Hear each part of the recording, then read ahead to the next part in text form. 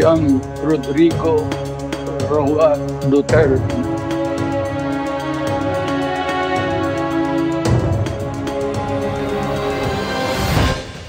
Magandang gabi po, Luzon, Visayas at Mindanao. Katatanggap lang po namin ang balitang ito, unanimous ang desisyon ng International Criminal Court Appeals Chamber. Kinatigan nito ang desisyon ng pre-trial chamber na ibasura ang hiling ni dating Pangulong Rodrigo Duterte para sa interim release. Tinanggihan ng appeals chamber ang lahat ng tatlong grounds ng kampo ni Duterte. Ibig sabihin, mananatiling nakapiit si Duterte sa The Hague. The appeals chamber finds that the defense has failed to show that the pre-trial chamber erred in its assessment. For these reasons, the third ground of appeal is rejected. Finally, the appeals chamber notes that the pre-trial chamber reached its conclusions in relation to the risks enumerated in Article 58(1)(b) of the statute, on the basis of a comprehensive assessment of the information before it. In the present case, having rejected the three grounds of appeal presented by the defense in the appeal brief, the appeals chambers unanimously confirms the impugned decision.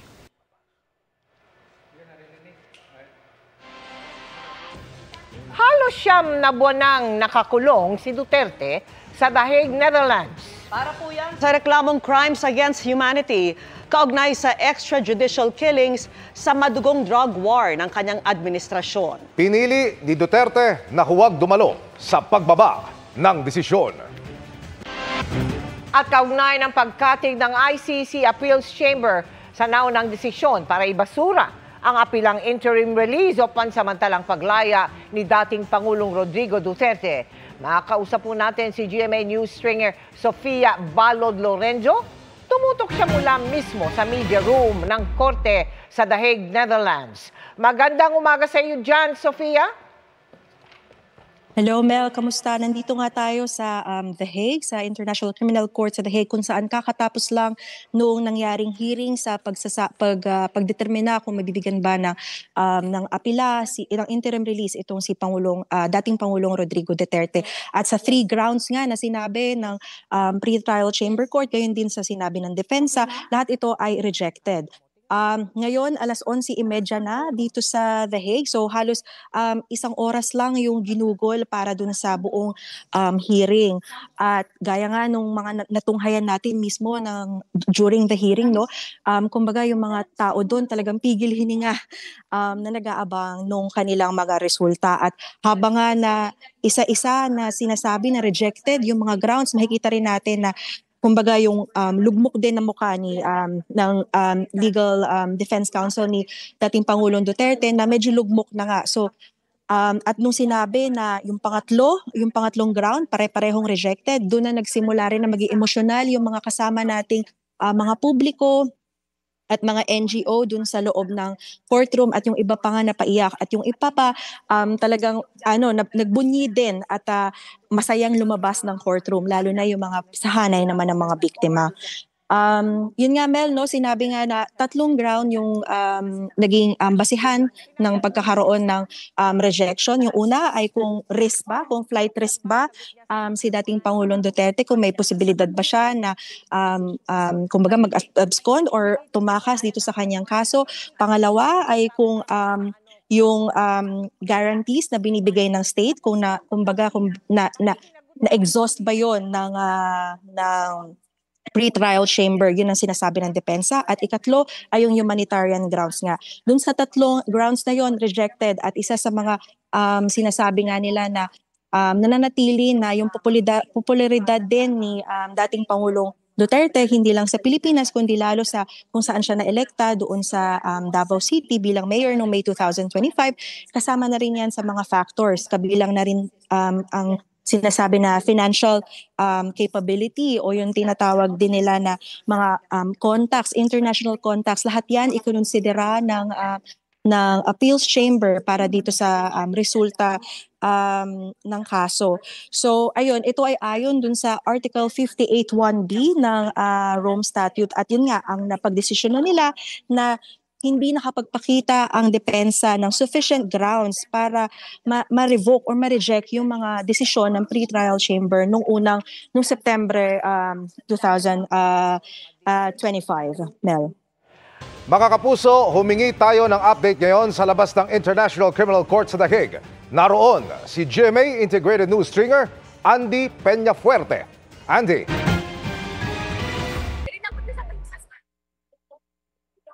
Magandang gabi sa Pilipinas, Emil, at 11:49 AM na dito sa tapat ng ICC dito sa The Hague, at nag-iyakan yung mga taga-suporta ng dating Pangulo nung marinig nila na rejected yung tatlong appeals ng defense camp, at anila sumisigaw sila ng hustisya dahil nga raw hindi raw makatarungan na i-reject ng appeals chamber yung apela ng dating Pangulo. Andy, ilarawan mo sa amin ano ang sitwasyon dyan sa labas ng ICC. Marami ba tayong mga kababayang taga-suporta ng dating Pangulo, pati ng mga kontra sa kanya? Emil, sa ngayon, hindi ko masyado marinig yung tanong mo, pero yung dito sa labas ng ICC, mangilan-ngilan yung mga taga-suporta na dumating. Hindi siya ganong karami tulad nung Marso, nung dumating dito sa ICC ang dating Pangulo, dito sa The Hague ang dating Pangulo. At mayroong mga taga-Netherlands, Belgium, at iba pang kalapit na bansa sa Europa na mga dumalo dito. Meron din mga nanggaling daw sa Canada at sa Amerika. Kanina, bago magsimula yung judgment, 10:30, sinimulan ng mga taga-suporta ng isang dasal dito sa tapat ng ICC. Sabay, sabi na nilalambas umaro sila dahil sa kanilang pagsuporta sa dating Pangulo. At kabilang din sa mga pumunta o mga narito na nag-abang sa labas ng ICC si dating presidential spokesperson Harry Roque. At nagbibigay siya ng mga update dun sa mga taga-suporta ng dating Pangulo. Bukod kay dating presidential spokesperson Harry Roque, Andy, sinong kaanak ng mga Duterte ang namataan mong nariyan ngayon? Nandyan din daw kasi yung apo ng dating Pangulo na si Representative Omar Duterte.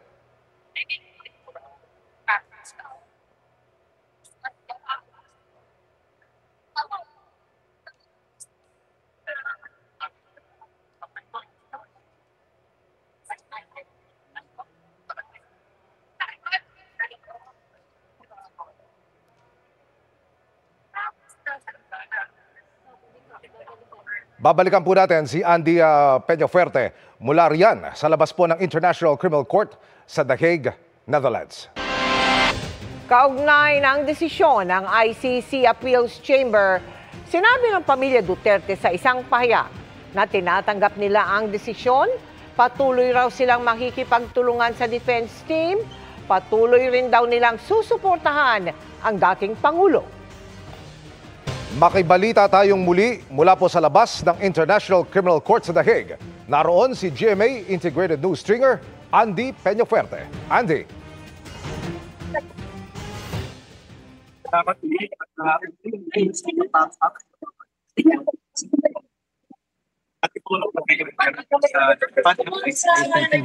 Ngayon, bumaba na naman yung temperature, 11 degrees na. Kanina umuulan pero ngayon medyo clear na yung weather dito.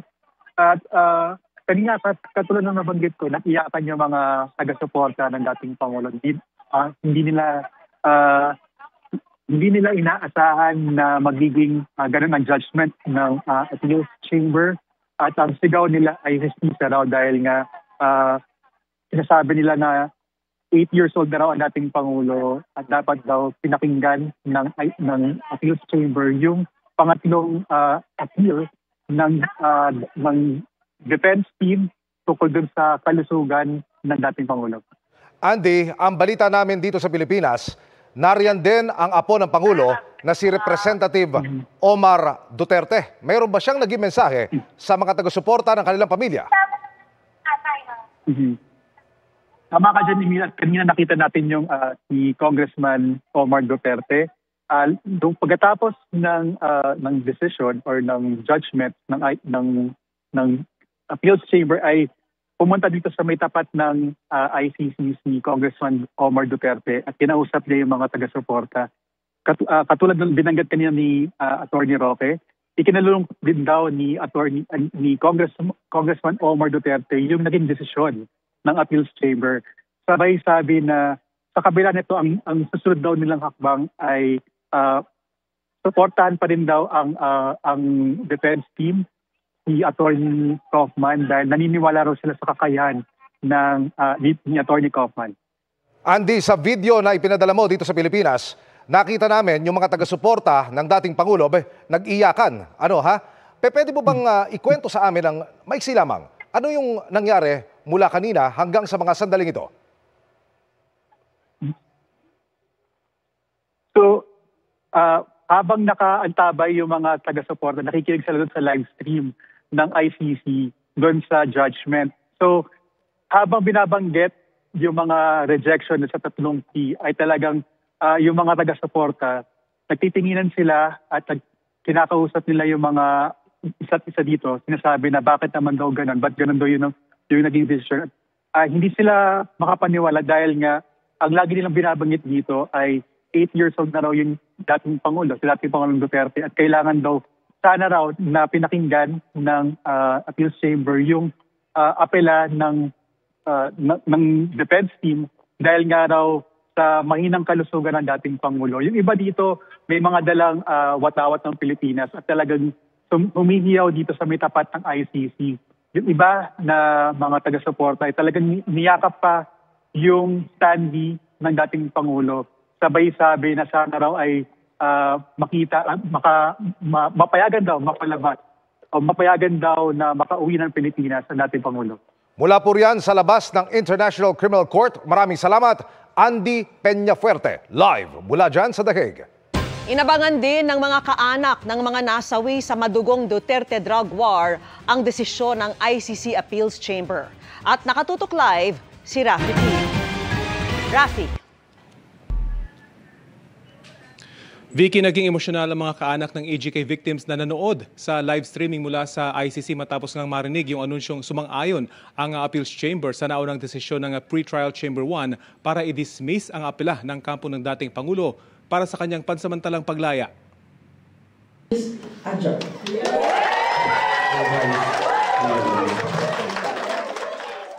Bago ang anunsyo, matyagang hinintay ng mga kaanak ang live stream ng desisyon ng Appeals Chamber mula sa The Hague.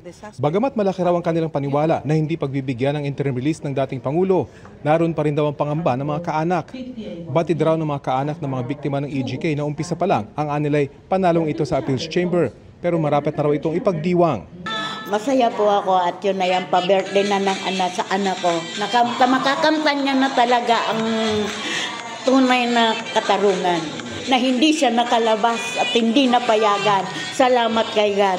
Pero umpisa pa lang po ito, hindi po ito yung trial. At least may pag-asa na kami. At ilang bisis na tinangka ng abogado niya na siya ipalabasin. Pero hindi sila nagtagumpay. They didn't set out precedent o parang walang bago. Sabi lang nila, ito yung batas at ito yung pag-apply namin. Pero in the long run, I think there will be a political impact. Vicky, matapos ang desisyong ito ng Appeals Chamber ay hindi na ito pwedeng i-apela pa ng kampo ng dating Pangulo. Sunod ang mga abangan ang desisyon ng Appeals Chamber sa mosyon na baliktarin ang naunang desisyon ng Pre-Trial Chamber na may jurisdiksyon ng ICC sa kaso ng dating Pangulo. Inaasahang Enero sa susunod na taon na yan ilalabas. Yan ang latest mula rito sa UP sa Diliman. Vicky? Maraming salamat sa iyo, Rafi Tima. Kaugnay pa rin ang desisyon ng ICC Appeals Chamber na ibasura ang hiling ng kampo ni dating Pangulong Rodrigo Duterte para sa interim release. Sinabi ng Defense Counsel ni Duterte na hindi kailanman pinayagan ng ICC Appeals Chamber ang interim release ng sino mang nahaharap sa crimes against humanity. Hinihintay raw nila ang resulta ng medical evaluation kay Duterte at muli daw nilang hihingi ng pagpapalaya sa kanya. Ipapakita daw nilang dahil sa kanyang physical condition, hindi nito kayang tumakas at hindi siya banta sa mga witness. Ang Office of the Prosecutor ng International Criminal Court naman, sinabing patuloy silang naghahanda para sa pagdinig ng confirmation of charges ni Duterte para sa crimes against humanity. Wala pa itong schedule sa ngayon. Ang sabi naman ng palasyo, nire-respeto nila ang desisyon ng ICC. Hindi tinanggap ng International Criminal Court Appeals Chamber ang 3 grounds na inilatag ng kampo ni dating Pangulong Rodrigo Duterte para sa kanilang apela na interim release. Ang unanimous na desisyong ito, pinal na at hindi na maaari pang iapela. Himayin natin yan sa pagtutok ni Darlene Kai. In relation to the other 4 documents, 3 ang grounds na tinukoy ng defense team ni dating Pangulong Rodrigo Duterte sa pagkwestiyon sa pagbasura ng pre-trial chamber 1 sa hinihinging interim release ni Duterte. Sa unang ground, nagkamali raw ang pre-trial chamber sa ginamit nitong basihan para sabihin kapag pinalaya si Duterte, magiging banta ito sa investigasyon at sa mga testigo at pati na ang pagtakas nito. Dahil itinuring nitong sapat na basihan kahit posibilidad lamang at hindi katiyakan na mangyayari ito. Pero sa unanimous decision ng appeals chamber, sinabi nitong tama ang pasya ng pre-trial chamber. May impluensya, network of support at financial na kakayahan si Duterte para takasan ang pananagutan sa ICC. the appeals chamber has indicated that the medical condition of a detained person may have an effect on the risks under Article 58(1)(b) of the statute and may be a reason for a pre-trial chamber to grant interim release with conditions. The appeals chamber considers that such a determination is necessarily case-specific. The defense has failed to show that the pre-trial chamber's approach was unreasonable. For these reasons, having rejected the defense's argument under this ground of appeal, the first ground of appeal is rejected. Pangalawa, sabi ng defense, hindi raw dapat isinawalang bahala at sinabing hindi sapat ang garantiya ng host country na tatanggap kay Duterte. Ni hindi raw nito isinaalang-alang ang kakayahan ng host state na i-neutralize ang sinasabing panganib sa pagpapalaya kay Duterte. Pero sabi ng appeals chamber, hindi raw sapat ang mga dahilan ng defense team para bawasan ang sinasabing panganib sakaling bigyan ng interim release si Duterte na napatunayan ang kayang manakot ng mga biktima at testigo at impluensya ang investigasyon. When discussing potential release of the suspect to the host state, what matters are not conditions that may, in principle, be possible in case of a release to a state different to the one proposed by the defense. Rather, what is of consequence for the pre-trial chamber's assessment are the conditions and warranties proffered in relation to a release to the state party concerned. Sa ikatlong ground, sinabi ng depensa na hindi raw isinaalang-alang ng pre-trial chamber ang humanitarian conditions para sa pagpapalaya sa dating Pangulo gaya ng kanyang medical condition. Sabi ng appeals chamber, hindi raw naipakita ng depensa na unreasonable ang desisyon ng pre-trial chamber. The appeals chamber considers that the pre-trial chamber did not refuse to address the question of interim release on humanitarian grounds. Rather, it gave the reasons for which, in its view, the humanitarian grounds advanced by the defense were not sufficiently set out in the case at hand. Final na ang desisyon ng appeals chamber at hindi na maaari pang iapela. Para sa GMA Integrated News, Darlene Kai, nakatutok 24 oras.